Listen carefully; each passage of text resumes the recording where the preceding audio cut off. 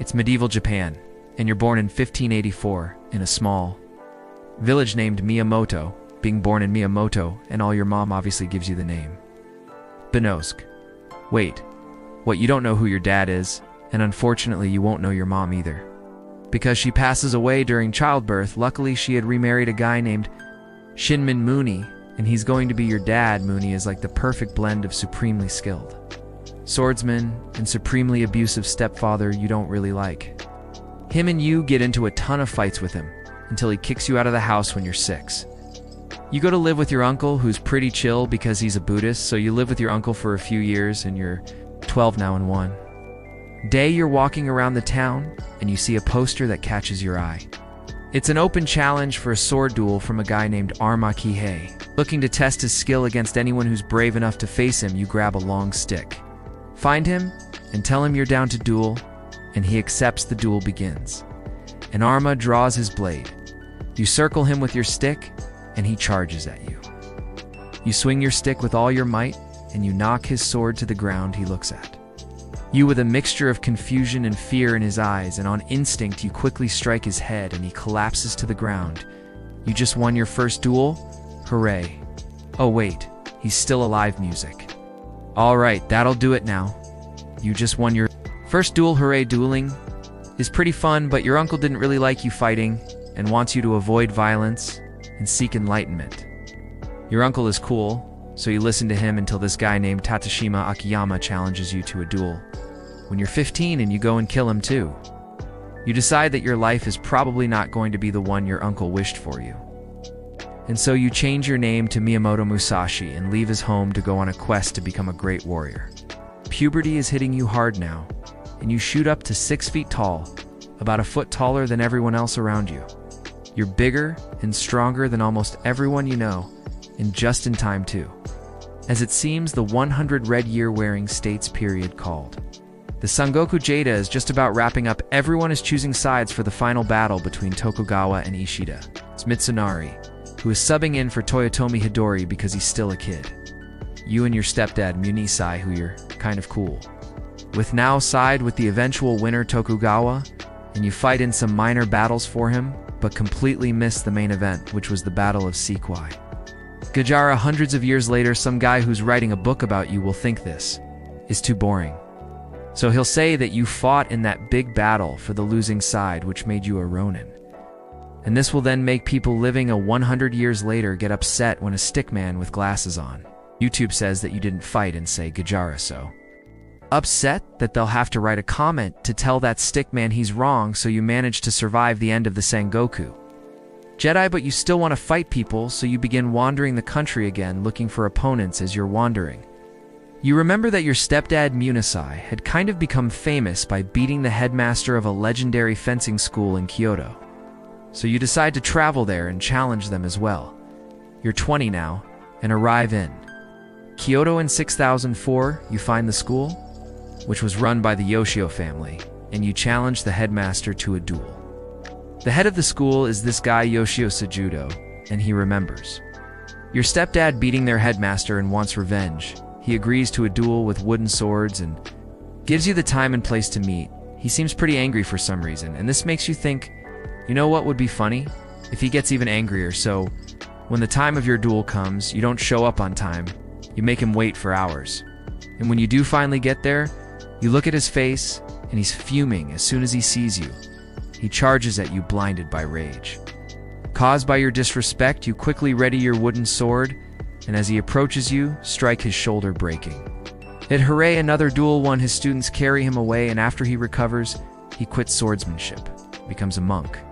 You're feeling pretty good, now having proven that you're just as good as your stepdad, and you're ready to leave Kyoto. But the Yoshio family feels shame and dishonor, and they want revenge. Shoto's brother, a man named Denito, challenges you to a duel, which you accept. You show up to the duel, and body Denicho with one strike to the head, whoops a little too hard, and now he's dead. The Yoshi school is now falling apart because you just took out 2 of their best swordsmen. The only guy they got left is a 12-year-old boy named Marty Shichiro, who they named their headmaster. The school sends you another challenge they want. You two duel this 12-year-old boy. You remember that you killed a guy at 12? So maybe they're serious, but at the same time, something doesn't feel right, so this time, instead of showing up late, you show up early and hide behind a tree. Your gut instincts were right, and the Yoshioka show up with a mob of students armed with bows, swords, and spears. This wasn't a duel, this was an ambush. You wait until they all get into place to wait to ambush you, and then you jump out and slice the 12-year-old boy in half before anyone can do anything nice, but it's kind of awkward for a second, then the rest of the school starts charging you. You fight them off and make it out of the city alive. You just destroyed one of the most prestigious fencing schools. In Japan, hey, you're kind of famous now after leaving. Kyoto, you hear there's a Buddhist monk who's a master at fighting with a spear somewhere nearby. You want to see how well you can do fighting against someone like that, so you travel to Nar and you find him, but the guy's like 81 years old, so he makes you fight one of his disciples, a guy named Okazoi, instead. Unlike the Yoshio, who were angry all the time for some reason, these Buddhist monks are cool. You win a friendly duel, but nobody dies, and everybody's pretty chill after you leave N. I'd wander around a bit more, and you'd somehow reconnect with your stepdad Munai. You're both adults now, and he sees you're pretty good at fighting. He thinks maybe he misjudged you when you were a kid and trains you in the weird fighting style he had developed using a sword and gite at the same time.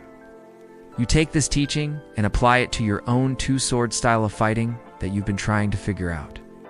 You're 23 now, and you wander into the M Prefecture, and you get challenged to a duel by a guy named Sashido. He's a samurai too, but his preferred weapon is a kusarigama, which is a sickle with a heavy chain attached to it. H seems interesting, so you agree to fight. The duel begins, and Sashido is attacking you from long range with his chain. You realize he's trying to wrap it around your sword so he can disarm you. If he does that, he'll charge in. So you watch for a pattern. In his movement, your ultra instincts kick in, and you see his attack pattern. When he launches his chain at you again, you rush in and slice his chest, killing him instantly. Another win. You're pretty good at this dueling thing, but all this winning is making you more and more famous, and that makes stronger and stronger opponents start to seek you out to make a name for themselves. The first guy who comes for you is a man named Muso Gonasak. He's an arrogant warrior who, like you, has been on a quest dueling the strongest people he can find. He's exceptionally skilled at fighting with a bow staff. He attacks you without warning, and you block his strike with a new technique. You name the Guji-do, and you disarm him. He freaks out and runs away to a Shinto monastery to figure out what he did wrong, thinking about how you were able to beat him. He develops a new style of fighting using a shorter staff called a jo. He finds you again, and this time the match is a lot tougher. Too close to call. Maybe you say it ends in a draw, but Muso tells everyone he won, and he trademarks his style of fighting as Shinto Musu. Ru, his main marketing for his school is that he beat you in a duel, and just off of this, his school lasts for centuries. Next, you fight two guys at once in a dedo and beat them. This makes you even more famous, and you finally draw the attention of the greatest swordsman in the country, a man named Sasaki Kojiro. You're sent an invitation to duel Sasaki Kojiro on an island named Fahima on April 13th, 1612. Sasaki is a huge man who uses a long sword called an odachi. He's probably the biggest guy you've ever gone up against, and he's said to be the best swordsman in the land. You realize that this is probably going to be the toughest opponent you've ever faced, and it's very likely that one of you will not leave the island alive. You need to take this seriously, and so you come up with a plan to stack the deck in your favor as much as possible. On the day of the duel, you wait until the sun is high in the sky, then start heading towards the island. You get on a boat and tell the oarsman to take his time getting you there. You grab one of his spare oars and begin carving it into the shape of a wa. Sword, as the sun is beginning to set, you finally tell the oarsman to bring you to shore, and you spot Kojiro. Boy, does he look upset. You get off the boat, and he rushes to you on the shore. He's fuming, and spit is flying out of his mouth as he talks. He then takes a look at the boat or you've been carving. He seems even more mad now, and he unsheaths his sword and throws the sheath to the ground. I guess he's ready to fight. You smile and say you've already lost. A samurai who throws away his scabbard has no intention of leaving alive. He charges at you with his signature swallow cut, and he slices the headband off your head. Yikes, close call. You jump back and position yourself with the setting sun to Y.